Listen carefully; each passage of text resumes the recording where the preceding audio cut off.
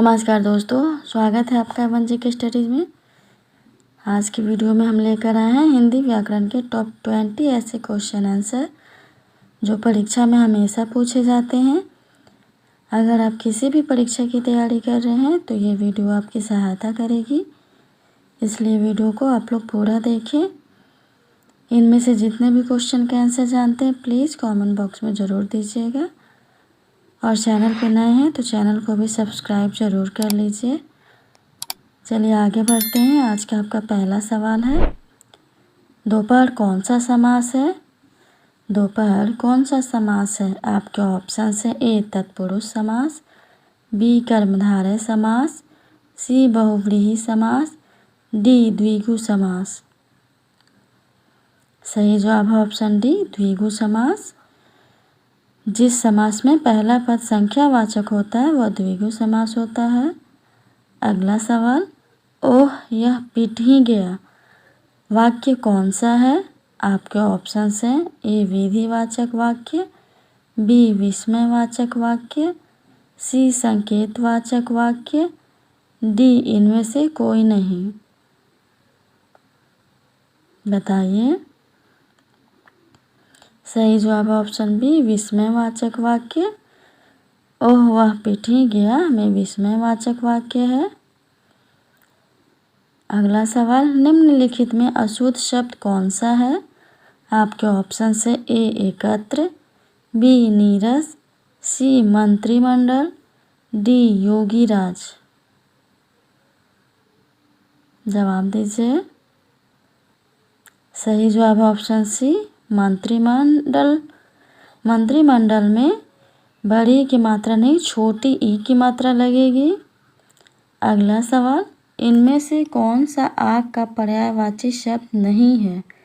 आपके ऑप्शन से ए वायु सखा, बी हुताशन, सी विभावसु, डी विपथगा।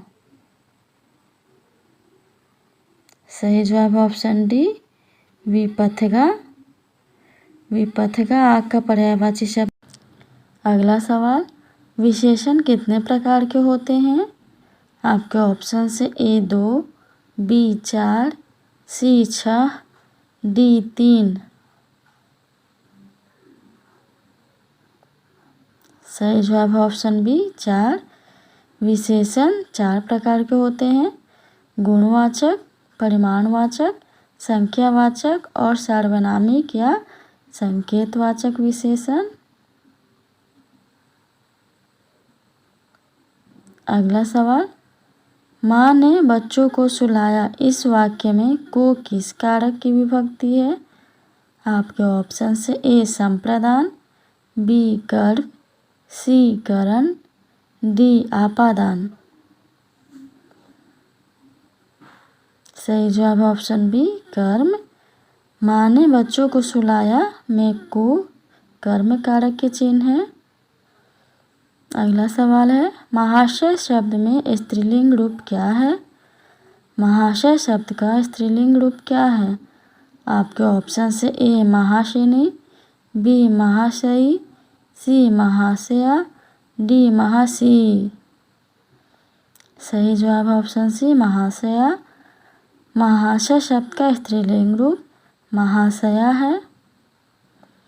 अगला सवाल, यहाँ का उच्चारण स्थान क्या है? आपके ऑप्शन से ए दंत, बी दंत तालु, सी तालु, डी मूर्धा। जवाब दीजिए। सही जवाब ऑप्शन सी तालु।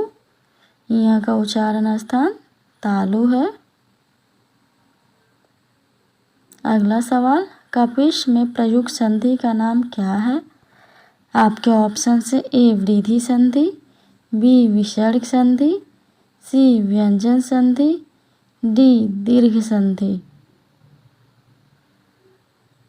जवाब दीजिए। सही जवाब ऑप्शन डी दीर्घ संधि। कपिश दीर्घ संधि का उदाहरण है। अगला सवाल, हिंदी भाषा के विकास का सही अनुक्रम कौन सा है? आपके ऑप्शन से ए प्राकृत, अपभ्रंश, हिंदी पाली, बी अपभ्रंश पाली प्राकृत हिंदी, सी हिंदी पाली अपभ्रंश प्राकृत, डी पाली प्राकृत अपभ्रंश हिंदी। बताइए हिंदी भाषा के विकास का सही अनुक्रम क्या है? सही जवाब है ऑप्शन डी पाली प्राकृत अपभ्रंश और हिंदी। चलिए आगे बढ़ते हैं। अगला सवाल है, जब तक वह घर पहुंचा तब तक उसके पिता जा चुके थे। कौन सा वाक्य है? आपके ऑप्शन से ए सरल वाक्य, बी संयुक्त वाक्य, सी मिश्र वाक्य, डी इनमें से कोई नहीं। सही जवाब ऑप्शन सी मिश्र वाक्य। मिश्र वाक्य में प्रधान वाक्य को आश्रित उपवाक्यों से जोड़ने के लिए कि, जो, क्योंकि, जितना, उतना, जैसा, वैसा, जब, तब, जहाँ, वहाँ, जिधर, उधर, अगर, यदि, तो, यद्यपि, तथापि आदि शब्दों का प्रयोग होता है। अगला सवाल, इनमें से संबंधवाचक सर्वनाम कौन सा है? आपके ऑप्शन से ए जो, बी कुछ, सी वह, डी इनमें से कोई नहीं। बताइए। सही जवाब ऑप्शन ए जो। संबंधवाचक सर्वनाम है जो, सो, उसी आदि शब्दों का प्रयोग किया जाता है। अगला सवाल, हिंदी साहित्य का नवा रस कौन सा है? आपके ऑप्शन से ए भक्ति, बी वत्सल, सी शांत, डी करुण।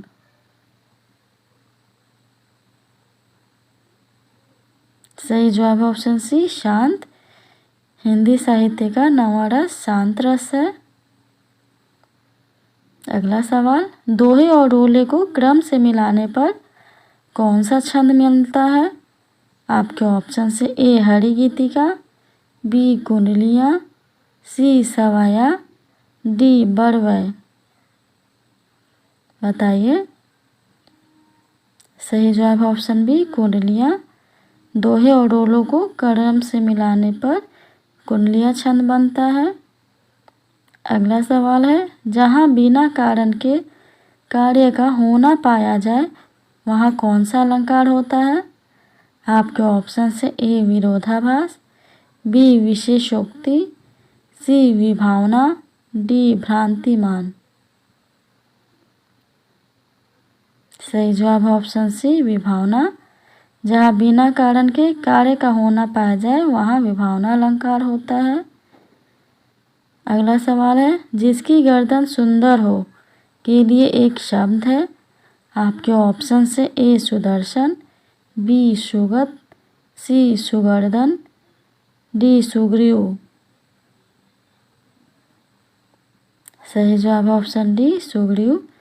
जिसकी गर्दन सुंदर हो के लिए एक शब्द सुग्रीव है। अगला सवाल, परोक्ष का विलोम शब्द क्या है? परोक्ष का विलोम शब्द क्या है? आपके ऑप्शन से ए प्रत्यक्ष, बी स्थूल, सी द्रष्टव्य, डी अपरोक्ष। सही जवाब ऑप्शन ए प्रत्यक्ष। परोक्ष का विलोम शब्द प्रत्यक्ष है। अगला सवाल, नागर का पर्यायवाची शब्द कौन सा है?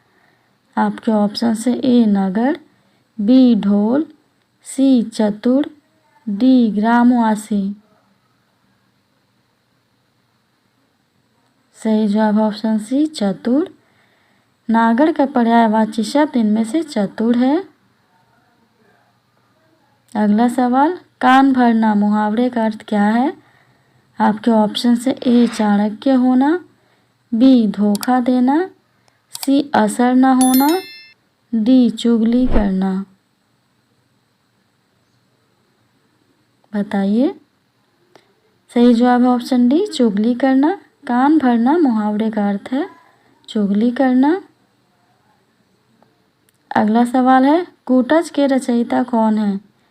कूटज के रचयिता कौन है? आपके ऑप्शन से ए शांति प्रिय द्विवेदी, बी हजारी प्रसाद द्विवेदी, सी कुबेर नाथ राय, डी विद्यानिवास मिश्र। जवाब दीजिए। सही जवाब ऑप्शन बी हजारी प्रसाद द्विवेदी। कूटज के रचयिता हजारी प्रसाद द्विवेदी हैं। आज के लिए इतना ही। अगर वीडियो अच्छा लगा हो तो वीडियो को लाइक और शेयर ज़रूर कर दीजिए और चैनल पे नए हैं तो चैनल को भी सब्सक्राइब ज़रूर कर लीजिए। धन्यवाद।